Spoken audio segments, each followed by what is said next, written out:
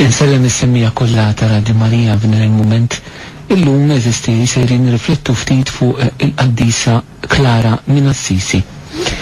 Hekk eżisti meta il-Papa Giovanni Paolo II kien iddedika s-sena għall-Ewkaristija. Hemmhekk kien kiteb darb'altra apostolika illi ġġib l-isem ta' Mane Nobiscum Domine, ibqa' Mana Mulej.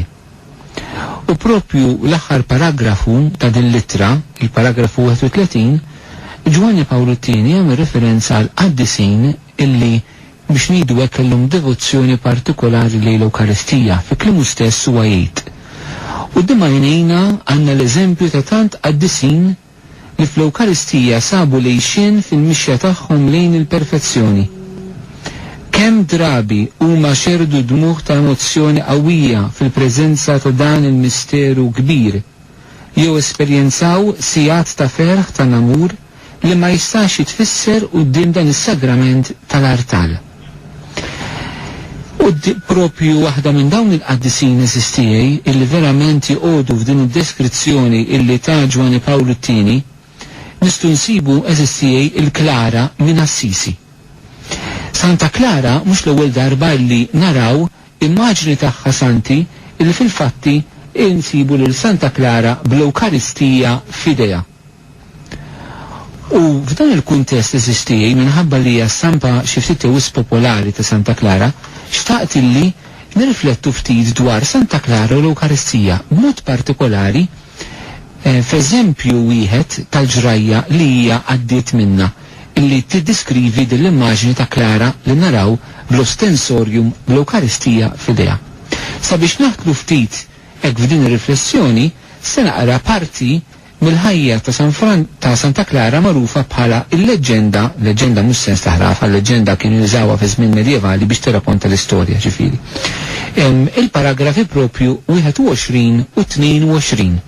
Imbagħad nirriflettu daqsxejn ftit fuqhom, naraw x'nitalmu allura anke dwar il-qadisa, però naraw ukoll anke x'tifsiriet u x'talimiet nistgħu noħorġu għar-realtà tal-ħajja tagħna llum. Mela, ismgħu din ir-rakkont ħelu. Darba minnhom waqt attakk tal-għadu kontra Assisi, belt speċjali tal-Mulej, meta l-eżerċtu kien għoddu qorob lejn il-bibien tagħha, is-Saraċini, nies ta' bil-ħaq mill-lar, għaċċana d-dem tal-insara u lesti wettqu kull xorta temil faħxi u qerriedi, invadow l-inħawi ta' San Damjano u baqgħu deħlin sa ġewanet fil-monasteru hemm fejn kienu jgħixu dawn il-verġni. Lub dawn is-sinjuri inħallu bil-biża'. Kliemhom juri twerwir li kellhom fihom. U kollha bikma ġrow dejn ommhom. I qalba mimlija kuraġġ, ikmandatum jeħduha marida kif kienet ħdejn il-bieb u jqeduha quddiem l-edewwa. Riedet iżda li qabilha tinġar il-kaxxa tal-fidda magħluqa fl-lavorju li fiha kien jinżamm bl-aktar qima il-ġisem u d-demm tal-qaddis tal-qaddisin. Mixħuta mentura fl-art tibki u tolfoq, bdiet titlob lil Mulej u tgħid il-Kristu tagħha. Mulej, lilek jogħġbok li terħi f'idejn il-pagani l-qaddejja tiegħek li int majd bl-imħabba tiegħek? Iddefendini int Mulej. Ħares int lil dawn il-qaddejja tiegħek li issa jien waħdi ma nistax inħares. Minnu fih leħen bħal isu ta' tifel żgħir instema' ħireġ mill-propizzjatorju tal-grazzja l-ġdida u bdew jidwi f'udnejha. Jien niddefendikom dejjem. Sidi qaltlu, jekk dan jogħġbok aqbex għal din il-belt li dejjem tiqaf magħna li mħabbtek. Weġiba l-Mulej, ikollha ssofri ħafna rbatija, imma jiena inħarisha mill-lawċ bil-qawwa tiegħi. Il-Verġni Klara mbagħad refet wiċċha maħsul bid-dmugħ u farġet lil ħuta mbikkija b'dan il-kliem. Uliedi, niggarantilkom li mintom se ssofru ebda deni, biss qisu li jkollkom fiduċja kbira fi Kristu. U ara, minnu fih il-ħruxija ta' dawk il-klib tmewtet u nħakmet bil-biża'.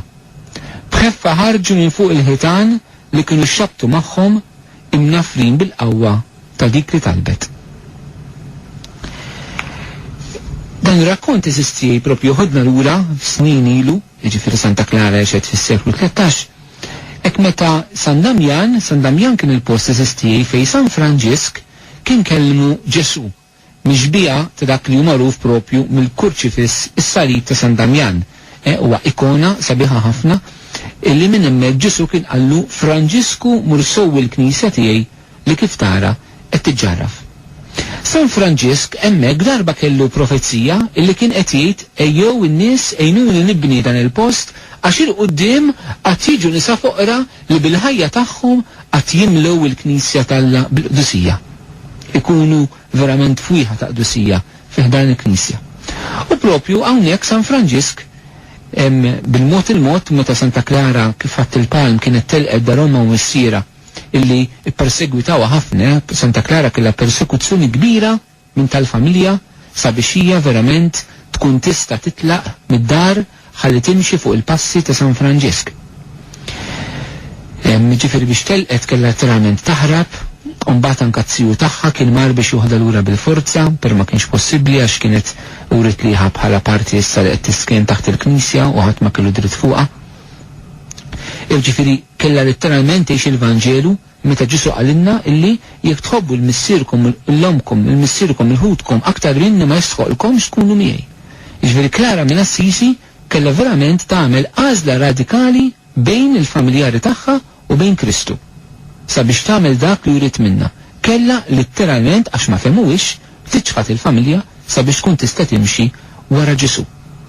Santa Clara dettalek ħelu il-mod kif ħarġet mid-dar, id-dar dak iż-żmien kellhom żewġ bibien, il-bib prinċipali biex ngħidu hekk u l-bib ieħor li kien jintuża meta xi ħadd ikun mejjed joħorġuh minnu. Santa Clara u s-probabbli ħarġet propju minn dan il-bib tal-mejtin biex ngħidu hekk li hu simboliku kif dina mietet kompletament verament għad-dinja ħalli issa tibda tgħix ħajja ġdida għal Kristu.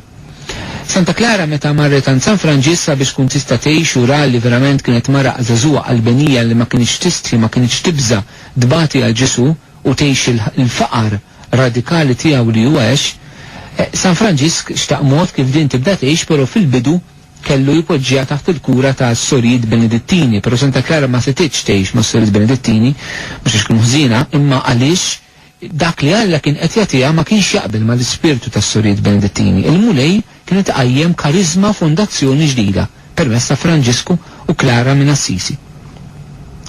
Bil-mod il-mod eżistijej Santa Clara bdiet tgħix imbagħad anke f'dan il-post San Damjan daħlu l-ewwel Sorijiet foqra illi verament għexu faqar. Santa Clara għexet faqar radikali kif kien ispira San Franġisk. San Franġisk anke qabel ma miet ħallilha l-aħħar rida tiegħu għalihom fejn jinsisti sabiex bl-ebda mod ma jwarbu l-faqar imqaddes tas-Sinjur tagħna Ġesu Kristu. San Franġisk Santa Clara kienu affaxxinaw lilhom infushom propju bi Kristu li jiftaqar kompletament. Kif jgħidilna San Pawl fit-tinitra tiegħu il-Korintin. U Kristu ftaqar sabiex bil-faqar tiegħu aħna nsiru għonja. Franġisku u Clara minn Assisi kienu affaxxinati b'dal-faqar ta' Kristu minn Alla jsir bniedem l-inkarnazzjoni.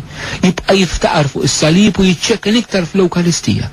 U allura fl-ispiritualità ta' Franġisku u Clara minn Assisi kemm Greċċjo, Betlem, it-twelid ta' Ġesu, il-Presepju, il-Golgota, il-Kalvarju, l-Averna, l-Istimmati u l-Ewkaristija huma tliet dimensjoni tal-misteru ta' Kristu li affaxxinaw il dawn iż-żewġ żgħażagħ illi bidluhom f'ħajja u f'mixja radikali għal mulej Ġesu. U meta bdiet tgħix f'San Damjan kien hemm mument meta Assisi li ma kienx l-ewwel darba kienet qed tispiċċa f'diversi gwerer. U mument minnhom fi żmien l-Imperatur Federiku propju kien hemm dawn il-clashes ma' Assisi u ġew dawn magħrufin bħala Sarraċini sabiex propju jaħbtu kif smajna f'dan ir-rakkont mill-ħajja ta' Santa Clara biex jaħbtu għal monasteru u jaħbtu għal belt. Is-Sorijiet bdew jibżaw u marru għand ommhom.